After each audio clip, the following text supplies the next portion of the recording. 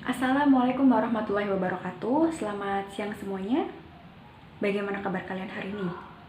Alhamdulillah sehat ya. Wah, ini kelihatannya ceria sekali gitu ya, habis istirahat terus pelajaran. Jadi terlihat semangat. Oke, sebelum pelajaran dimulai, alangkah baiknya kita berdoa terlebih dahulu agar kegiatan belajar kita hari ini dapat berjalan dengan lancar. Ketua kelas silahkan dipimpin berdoa. Nah, ini ibu absen dulu ya. Tati Nurhayati, Relita, Samara, Lulu hadir. Oke, hadir semua. Itu yang belakang sudah siap belajar belum ya? Ibu perhatikan masih ngobrol, masih ramai, atau mau ibu pindah ke depan tempat duduknya? Oke, enggak ya. Kalau enggak, ngobrolnya nanti lagi. Sekarang kita belajar dulu. Siapkan buku paket kalian. Yang tidak bawa bisa bergabung dengan teman sebelahnya. Nah, sebelum masuk ke materi hari ini, adakah yang ingin kalian tanyakan tentang materi yang kita pelajari kemarin? Tentang apa? Ada yang ingat nggak? Betul sekali, Ara, tentang gejala sosial. Jadi jika tidak ada yang bertanya, kita lanjut ke materi selanjutnya. Oke, lanjut ya. Jadi pada kesempatan kali ini kita akan belajar tentang sosialisasi dan proses pembentukan kepribadian. Silahkan buka bukunya halaman 120. Oke, sebelumnya Ibu ingin memberitahukan tujuan dari belajar kita hari ini. Jadi kita fokuskan pada dua subbab hari ini, yaitu pengertian dan macam dari sosialisasi. Jadi tidak lain tujuan belajar kita hari ini adalah untuk mengetahui dan memahami yang pertama apa sih itu sosialisasi, dan yang kedua apa saja macam dari sosialisasi ini. Nah, menurut kalian sosialisasi itu apa? Pengenalan nilai dan norma, kemudian apa lagi? Dia apa, Ara? Cara individu dalam masyarakat. Iya, jadi sosialisasi ini merupakan proses pengenalan nilai dan norma dalam lingkungan masyarakat.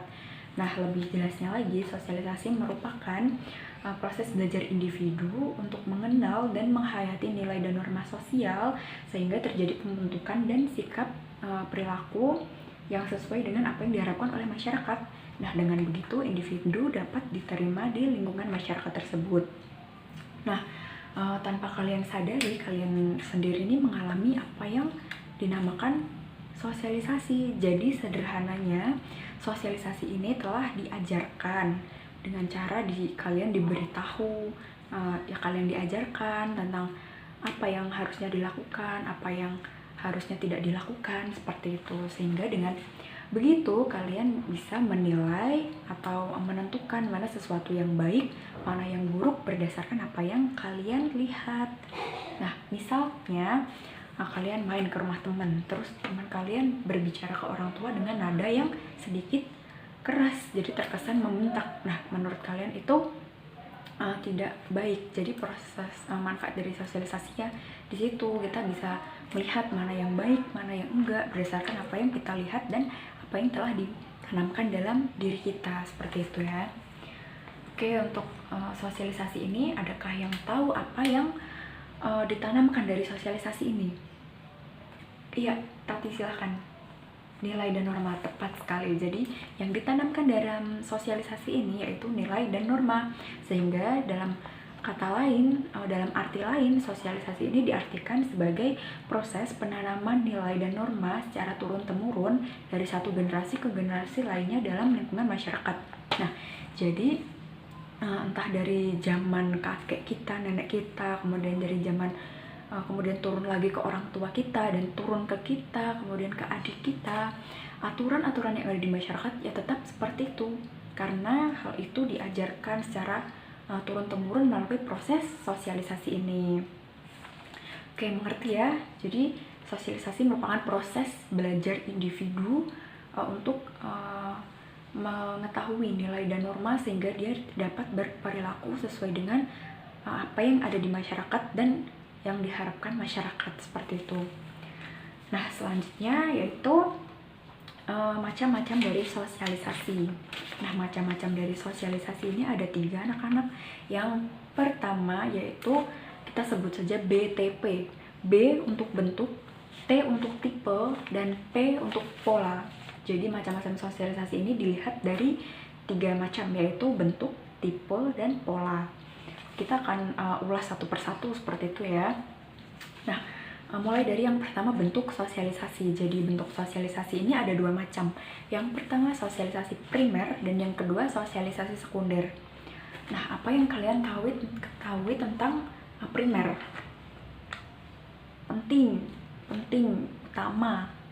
Ya, betul sekali. Jadi primer ini dalam arti lain itu merupakan memiliki arti yang pertama. Yang pertama berarti yang penting atau utama itu tadi ya. Nah, jadi sosialisasi primer ini merupakan sosialisasi pertama yang dialami oleh individu atau yang diterima oleh individu. Jadi kalian bisa dilihat dari gambar ini, kelihatan ya. Nah, jadi sosialisasi primer ini merupakan sosialisasi pertama yang diterima oleh individu. Nah, bisa kalian lihat dari gambar ini, sosialisasi pertama itu dilakukan oleh siapa? Iya, tepat sekali, keluarga. Jadi keluargalah yang yang melakukan sosialisasi primer ini. Mengapa keluarga melakukan sosialisasi primer? Karena keluarga merupakan lingkungan terdekat bagi individu dari sejak individu itu lahir. Jadi individu lahir ya kelompok terdekatnya ya keluarganya itu, sehingga di sini peran orang tua, kemudian kakek, nenek atau kerabat yang lainnya itu penting untuk mengarahkan, mengajarkan anak ini atau individu ini untuk menjadi anggota masyarakat yang baik nantinya. Nah, nilai dan norma ini mulai diajarkan sejak kecil dalam lingkungan masyarakat. Contohnya apa? Contohnya yang paling utama itu sopan santun. Jadi kita diajarkan mulai kecil bagaimana cara kita berbahasa, bertutur kata, kemudian berperilaku terhadap orang yang lebih tua dari kita, kemudian dan adab yang ada di masyarakat itu seperti apa. Contohnya ketika makan menggunakan tangan kanan, kemudian memberi atau menerima sesuatu itu dengan tangan kanan. Nah, sehingga sosialisasi dalam lingkungan keluarga ini penting karena kepribadian anak itu ditentukan dari sosialisasi yang ada di keluarga ini, anak-anak. Jadi cara dia berperilaku itu semua telah diajarkan dalam keluarga. Jadi apa yang diajarkan keluarga kemudian ia jadikan sebagai acuan atau pedoman dalam ia berperilaku di lingkungan yang lebih luas lagi, seperti itu. Kemudian, nah yang selanjutnya di sini ada sosialisasi sekunder. Jadi sosialisasi sekunder apa itu sekunder? Ada yang tahu sekunder itu apa? Ya, sekunder itu kedua, second. Jadi sosialisasi ini merupakan kelanjutan dari sosialisasi primer karena lingkup dari sosialisasi sekunder ini lebih luas cakupannya dibanding dengan sosialisasi primer yang hanya terbatas pada keluarga saja. Nah, sosialisasi sekunder ini merupakan sosialisasi lanjutan yang memperkenalkan individu ke dalam kelompok tertentu dalam masyarakat. Jadi entah itu ada di masyarakat ada karang taruna atau kelompok-kelompok sosial yang lainnya. Kemudian yang kedua tadi apa? Setelah bentuk, ya betul sekali, tipe sosialisasi. Jadi tipe sosialisasi ini juga ada 2 macam. Yang pertama formal dan yang kedua informal. Nah, yang pertama sosialisasi formal dulu ya. Jadi sosialisasi formal berarti resmi, ya resmi. Kemudian aturannya itu ditentukan atau ditetapkan. Jadi sosialisasi formal merupakan sosialisasi yang terjadi melalui lembaga-lembaga berwenang menurut ketentuan yang berlaku dalam negara. Jadi sosialisasi formal ini contohnya seperti jika kalian lihat gambar ini, berarti sosialisasi formal ini terjadi di lingkungan sekolah. Iya, di lingkungan sekolah, kemudian dalam pendidikan militer dan lain sebagainya yang aturannya itu jelas diatur dalam sebuah negara, seperti itu.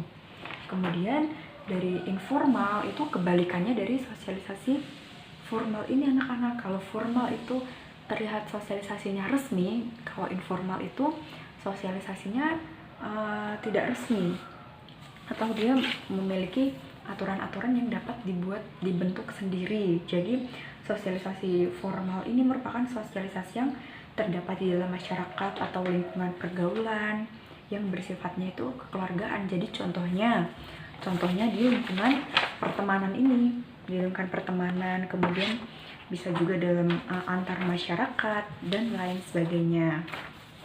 Nah, selanjutnya ada P untuk pola. Ya, yang terakhir itu pola dari sosialisasi. Jadi pola sosialisasi ini juga ada 2 macam anak-anak. Yang pertama, sosialisasi yang represif, yang kedua partisipatori. Betul sekali. Jadi sosialisasi represif, dalam sosiologi nggak asing ya dengan kata represif. Ada yang tahu represif itu apa? Iya, betul sekali, kayak seperti paksaan, semacam paksaan begitu ya, represif. Nah, itu berhubungan sekali dengan sosialisasi represif ini, di mana sosialisasi represif ini menekankan pada sebuah hukuman. Jadi sosialisasi represif merupakan sosialisasi yang diterima oleh individu, namun dia menekankan pada sebuah hukuman. Jadi perilaku yang tidak sesuai atau perilaku yang mungkin dianggap melanggar, nantinya dia akan mendapat hukuman. Nah, ada yang bisa memberikan contoh? Iya, apa contohnya? Membolos, kemudian iya betul sekali ya, seperti membolos, melanggar aturan lalu lintas, kemudian nantinya akan dikenai sanksi agar jera. Dan tujuan dari sosialisasi represif ini untuk meluruskan kembali apa yang dianggap tidak sesuai agar menjadi sesuai, seperti itu. Kemudian dalam lingkungan keluarga juga seringkali diterapkan sosialisasi represif ini anak-anak. Nah, contohnya apa? Contohnya itu penekanan yang atau aturan-aturan yang dibuat dari orang tua oleh anak. Jadi orang tua di sini sifatnya dominan kepada anak. Jadi keinginan anak itu orang tua yang mengatur. Jadi anak itu kadang tidak merasa nyaman karena harus mengikuti orang tuanya. Kalau tidak, dia akan mungkin ditegur atau dikasih hukuman yang lain, seperti itu. Nah, kemudian ada partisipatori. Nah, jadi sosialisasi partisipatori ini merupakan kebalikan dari represif. Nah, kalau represif tadi berupa hukuman, kalau partisipatori kebalikan dari hukuman, hadiah. Betul sekali. Jadi sosialisasi partisipatori bisa dilihat di gambar. Ini pemberian hadiah kepada anak yang mungkin telah mencapai misal ranking, kemudian peringkat, kemudian kemudian anak tersebut menang dalam lomba apa, seperti itu ya. Jadi sosialisasi partisipatori merupakan sosialisasi yang menekankan pada pemberian imbalan atau hadiah kepada sesuatu yang diharapkan. Oke, jadi itu materi kita hari ini. Ada yang ingin ditanyakan atau sudah jelas? Ya, kalau jelas, Ibu akan mengulas kembali materi yang kita pelajari, apa yang kita paham, apa yang kita pelajari hari ini dengan cara tanya jawab. Jadi bukan sekedar tanya jawab, kalian juga mendapat reward berupa ini. Wah, semangat sekali ya. Oke, jadi Ibu akan bertanya kepada kalian, nanti kalian jawab, dan yang tepat dia akan bebas memilih ini di antara ini. Oke, jadi Ibu minta kalian ada yang menjelaskan tentang ini. Siapa yang ingin menjelaskan tentang tipe sosialisasi formal dan informal? Ya, Tati silahkan. Ya, betul sekali. Jadi sosialisasi formal ini sosialisasi yang dilakukan oleh lembaga berwenang, sedangkan informal ini sifatnya lebih kekeluargaan. Betul, Tati, silahkan. Mau yang mana? Oreo. Oke. Silahkan. Kemudian Yang kedua Ibu mau ini. Silahkan, ada yang ingin berpendapat tentang sosialisasi ini, pola sosialisasi? Ada yang ingin menjelaskan? Ya, bagaimana Samara? Oke, betul sekali bahwa sosialisasi represif tadi menekankan pada hukuman dan partisipatori menekankan pada imbalan atau reward, hadiah, seperti itu ya. Samara, silahkan dipilih yang mana? Chocopai. Oh, nggak boleh dua-duanya dong, satu aja, nanti temennya nggak kebagian. Beng-beng ya. Oke, silahkan. Nah, oke anak-anak, itu yang bisa Ibu sampaikan pada hari ini, karena jam pelajaran juga sudah hampir habis. Besok kita kuis lagi dan perbanyak lagi hadiahnya ya, biar kalian semangat belajarnya. Nah, untuk pertemuan minggu depan silahkan kalian pelajari tentang agen sosialisasi dan media dari sosialisasi. Kemudian tuliskan apa yang kalian pelajari itu di kertas, di buku. Nanti Ibu periksa. Oke, sudah paham ya? Tidak ada yang ingin ditanyakan?